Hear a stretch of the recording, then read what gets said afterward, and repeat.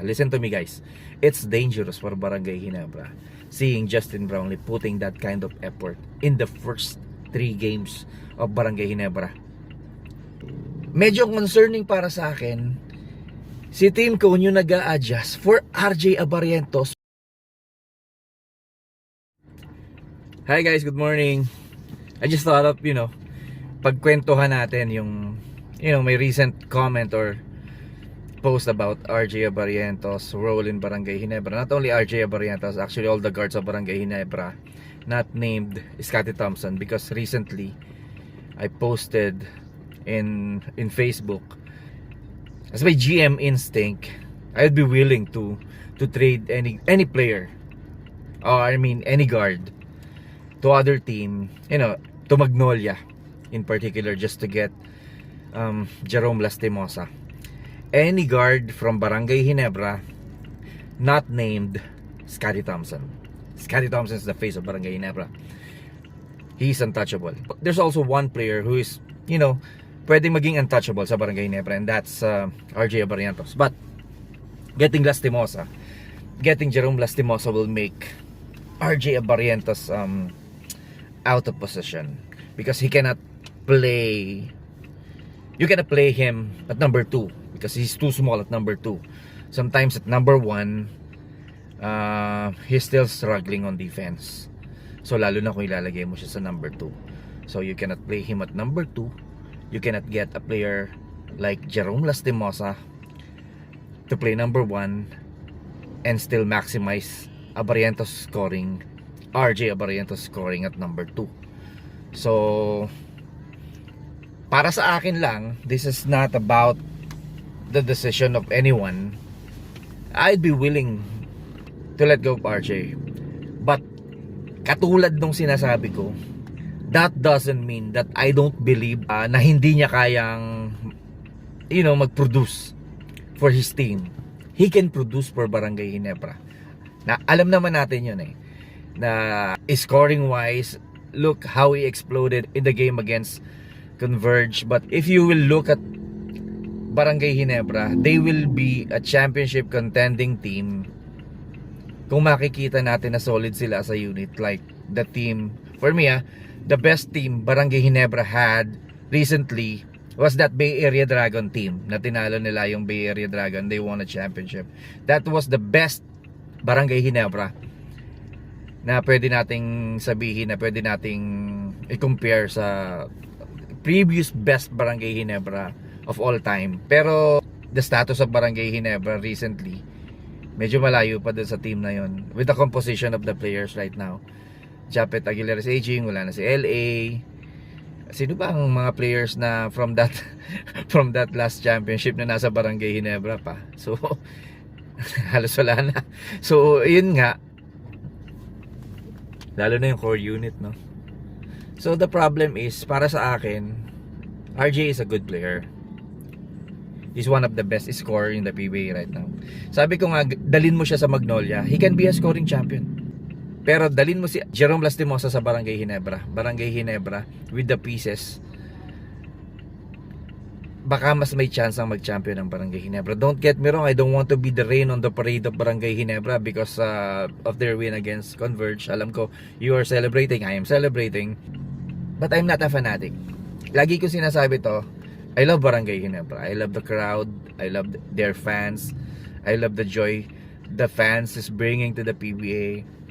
Kaya, medyo may pagkabias ako pagdating sa Ginebra because I love the PBA, I love basketball.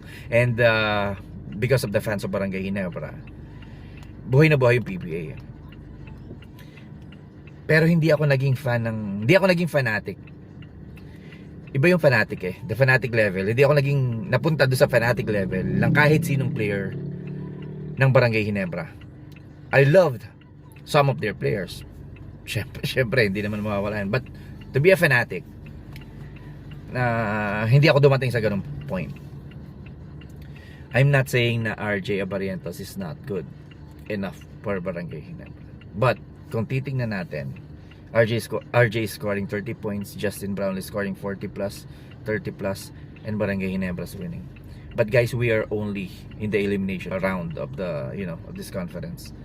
and seeing Justin Brownlee putting that kind of effort in the elimination round, para sa akin, he is dangerous for Barangay Ginebra. Listen to me, guys, it's dangerous for Barangay Ginebra seeing Justin Brownlee putting that kind of effort in the first 3 games of Barangay Ginebra. Let me repeat that, in the first 3 games of Barangay Ginebra. Barangay Ginebra is a playoff team. Every time Justin Brownlee, sabihin natin, every time Barangay Ginebra start a conference, alam naman natin, they are a playoff team.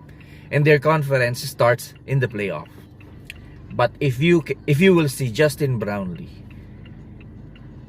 putting that kind of effort para manalo ang Barangay Ginebra in the elimination round, in the first 3 games against Macau Black Bears, against Converge Fiber Xers, those 2 wins of Barangay Ginebra, and Justin Brownlee is putting that kind of effort. Macau Black Bears and Converge Fiber Xers are 2 teams na nasa ibaba ng standings. And I don't want to be the rain on the parade of Barangay Ginebra. Pero kung titingnan mo, beating those teams, 2 teams at the cellar, and Justin Brownlee is putting that kind of effort, medyo hindi nakakatakot yung Barangay Ginebra ngayon. Yes, nakakatuwa para sa atin, nakakataba ng puso na makita ng ganun pa rin si Justin Brownlee. But I expected that.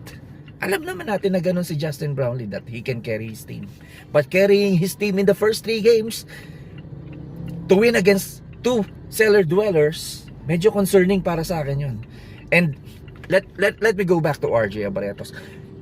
Bakit ba kailangan gawin ni Justin Brownlee to carry his team in the first 3 games against 2 cellar dwellers?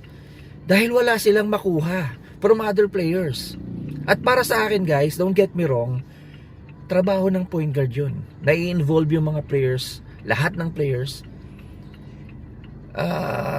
LA can score 30 points if he wants to. Guys, again, on the system of Coach Tim Cone, hindi niya pwedeng gawin yan.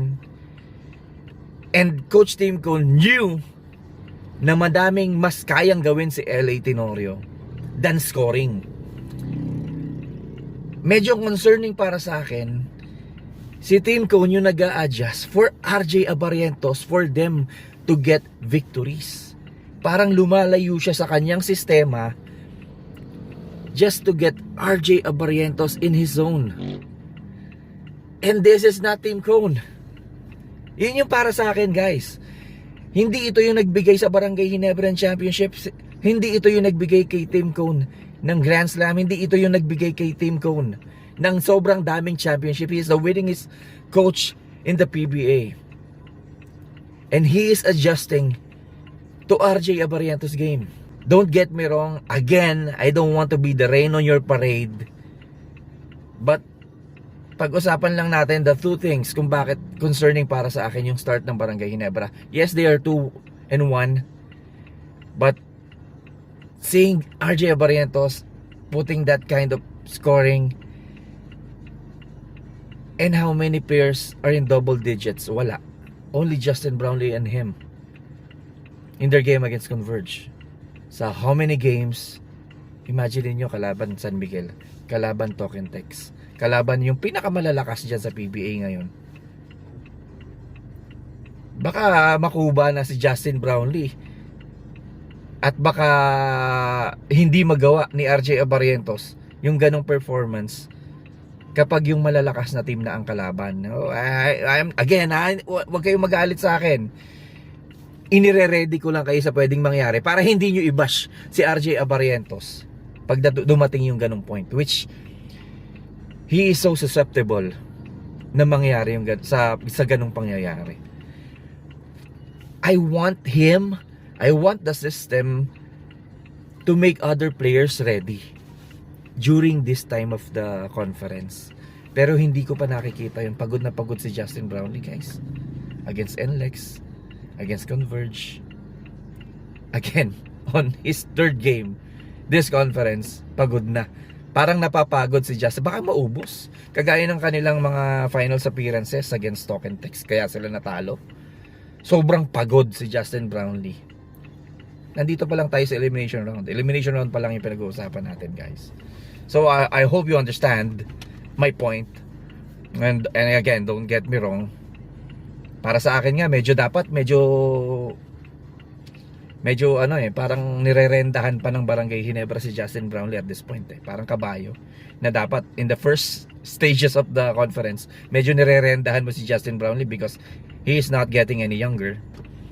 Para sa akin nga, pwedeng mag-ready ng import ang Barangay Ginebra that they can use in the first in the elimination round, the first, dapat merong maaasahan ding import ang Barangay Ginebra. And when it comes to the latter part of the elimination round, tsaka nila activate si Justin Brown, just to sabi nga nila, time management, players management. So para sa akin nga, pwedeng gawin ng Barangay Ginebra yan. So concerning talaga sa akin yung, I love seeing Justin Brownlee doing what he's doing, but concerning para sa akin again at this early stage, baka maubos, baka hindi na naman tayo umabot sa gusto nating maabot ng Barangay Ginebra. So don't get me wrong guys, I love you all, and nagpapasalamat ako sa inyo for still watching me. Paminsan-minsan lang tayo nakikipag-usap sa YouTube, pero sa inyo, here in the YouTube, pero nandiyan pa rin kayo. Thank you guys, and good luck to Barangay Ginebra. And again, sana naintindihan nyo yung punto ko. Thank you guys, God bless.